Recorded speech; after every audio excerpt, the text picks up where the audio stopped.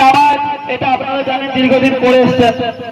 নিয়ত করবেন নাওয়াইতু আন উসাল্লিয়া লিল্লাহি তাআলা রাকাতি সালাতি ঈদুল ফিতর, তাই তো নাকি?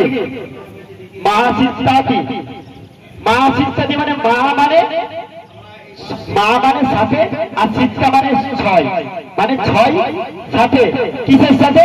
তাকবীরাতি, 6 তাকবীরের সাথে।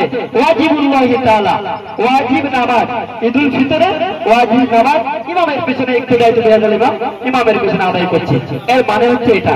তাই নাওয়াইতু আন উসাল্লিয়া লিল্লাহি তাআলা রাকাতিস সালাতি ঈদুল ফিতর মা সিত্তাতি তাকবীরাতি ওয়াজিবুল্লাহি তাআলা ইক্তেদাই বিহাদাল ইমাম মুতাআদ্দিলা জিদুল কাবাতুশ শরীফাতি। এইখানটা একটু টার্নিং পয়েন্ট আছে, দেখুন আল্লাহু আকবার। এই যে আল্লাহু আকবার বলে কি করবেন? হাতটাকে বেঁধে নেবেন। প্রথমে কি করবেন? হাতটাকে বেঁধে নেবেন।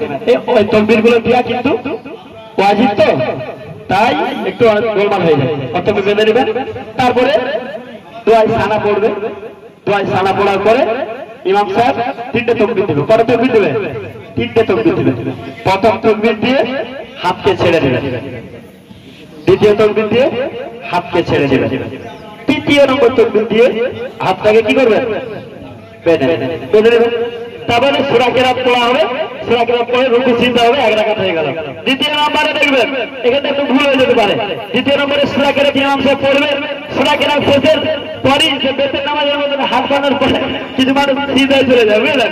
এরকমটা হয়ে যায়। এরকমটা কি খেয়াল রাখবেন। দ্বিতীয় রাকাতে সূরা কিরাত পড়ার পরই রুকু নয়, 3টে তাকবীর হবে। কত তাকবীর হবে? 3টে তাকবীর হবে। আল্লাহু আকবার, হাত লটকিয়ে দিবেন। আল্লাহু আকবার, হাত লটকিয়ে দিবেন। আল্লাহু আকবার, হাত লটকিয়ে দিবেন। তারপরে চতুর্থ তাকবীরে আল্লাহু আকবার বলে রুকুতে যাবেন।